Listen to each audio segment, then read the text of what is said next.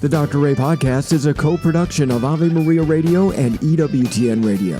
Here's today's monologue with Dr. Ray Guarendi. What is criticism? Much of the time, criticism is not you are doing something morally wrong. Criticism is you are not doing it the way I would do it. I'm going to tell you why you're wrong in your approach as I see it. Why would you buy a car like that? You mow your lawn when? No, why would you mow it then?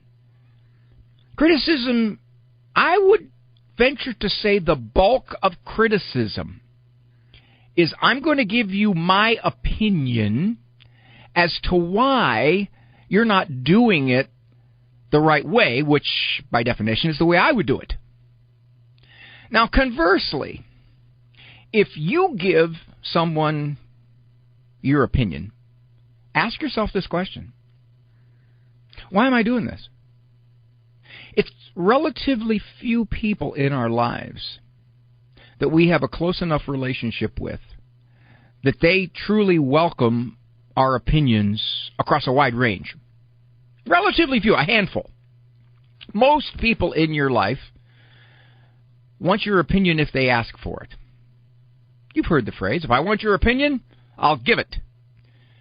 I've seen a lot of relationships disrupted because opinions have been given that were not asked for.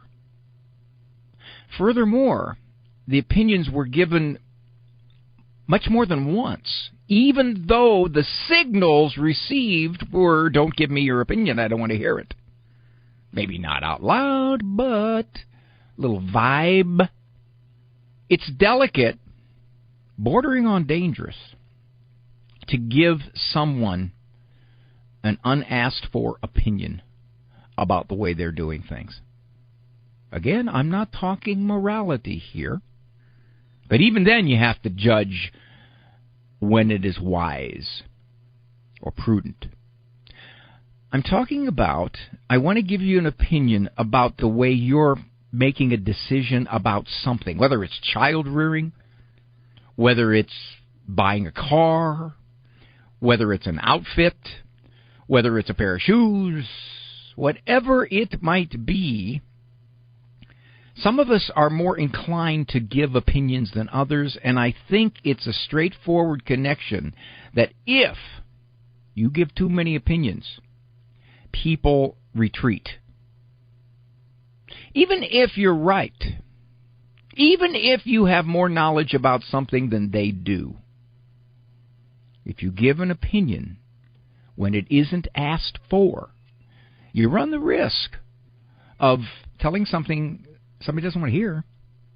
Or even if they think you may have a good point, after a while, they don't want to hear too many opinions. I've seen so many relationships break up, especially between generations. Parent to adult child, grandparent to son-in-law. Break, or at least come to friction, because the opinions were not asked for. My son called me about a year ago, and he said, Dad, can I ask you a question? Now, first of all, when you're a parent and you hear something like that, most of the time you're excited, except when it's about money. If it's, Dad, can I ask you a question? How much money can you give me? I said, Andrew, is this about Rosie? Now, Rosie was a 3-year-old grandchild at that time. He said, yeah, it is. I said, Andrew, you want my opinion? You're asking me for my opinion? Yeah, Dad, I really want to know how you'd handle this. Wait a minute. Okay, all right, just a second. Now, I emailed him something. It was a form that my attorney put together, giving me permission, after he signed it, to give my opinion. Because the danger is sometimes even when people ask for your opinion, after you give it, they don't want to hear it. That's not the opinion they wanted. So I gave him my opinion. He said, thank you. And I hung up, and I went and cried. He asked my opinion. Actually, what I did say is, well, Andrew, I deal with that in one of my books. And get the book. Now, I only charged him half because he is my son. I want to make a whole lot of money off of my son, you know. Or I Xeroxed the pages. Oh, am I old? Xeroxed. I copied the pages that were relevant to what he asked. Dr. Ray, we should be able to guide people. Yes, if they're open to being guided. Well, how do you know that? Well, most of the time you can pick up the cues, especially in a relationship that's relatively everyday, somebody you see a fair amount. You can pick up the cues.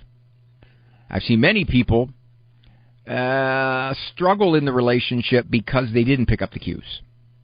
And then, you know what happens? They say something that they think is a benign opinion, and the other person explodes. And they're left wondering, what kind of reaction is that for what I said? I didn't say anything that bad. I didn't say anything that threatening. Why would they erupt like that? Because we'd given too many opinions prior to that. So ask yourself this question. Is my opinion wanted? That is it asked for? Is it something that would help this person? Or is it something that is simply, I do it differently? Is it a moral issue? If it's a moral issue, then you might be more obliged to say some things. But the majority, perhaps the vast majority, of what we give people our opinions about do not have anything to do with right or wrong. They have to do with, I would do it differently. More of Dr. Ray's monologues can be found on his website, drray.com. Monologues as well as full-length programs of The Doctor Is In can be heard at AveMariaRadio.net and EWTN.com/radio.